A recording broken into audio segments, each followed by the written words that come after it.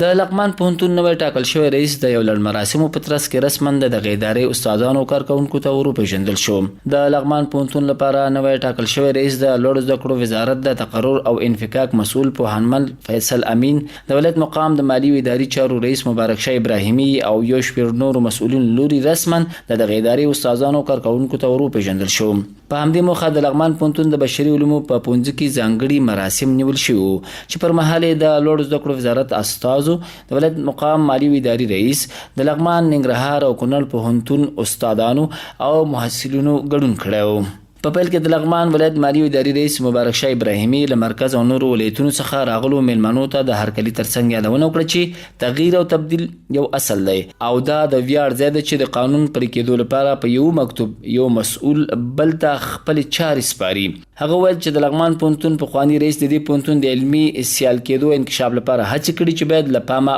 ونه غورځول شي. ابراهیمي دغه راز نوي ټاکل شوي رئیس ته د ولایتي ادارې په استازولۍ ډاډ ورکړ چې د پوهنتون د هر اړخیز پرمختګ لپاره ورسره اوږه په اوږه کار کوي. هغه د لغمان پوهنتون د پوهنځیو د زیاتوالي په علمي برخه کې د سیمینارونو جوړېدل او د پوهنتون د داخلي انکشاف په برخه کې نوي رئیس څخه د اقداماتو د ترسره کېدو غوښتنه وکړه. په ورته مهال د لوړو زده کړو وزارت د تقرر او انفکاک مسؤل پوهنمل فیصل امین د لغمان پوهنتون د نوي ټاکل شوي رئیس د مقررېدو حکم ولوست او دغه راز یادونه وکړه چې پخواني مسؤل د یاد پوهنتون د پرمختګ لپاره سترې هڅې کړې دي. هغه نوي ټاکل شوي رئیس ته د لوړو زده کړو وزارت د رهبرۍ لوري د پوهنتون هر اړخیز پرمختګ ته د پاملرنې سربیره د تضمین کیفیت، د تحقیقاتو د ترسره کېدو او د تدریسي موادو کیفیت ته د ځانګړې پاملرنې غوښتنه وکړه. بل لور ته د لغمان پوهنتون پخواني رئیس عبدالصبور غفورزي هم په یاد پوهنتون کې د خپل 10 کلن ماموریت پر مهال د لاسته راوړنو یادونه وکړه او ژمن شو چې له نوي ټاکل شوي رئیس سره به په پوره ایماندارۍ سره خپلو همکاریو ته ادامه ورکړي.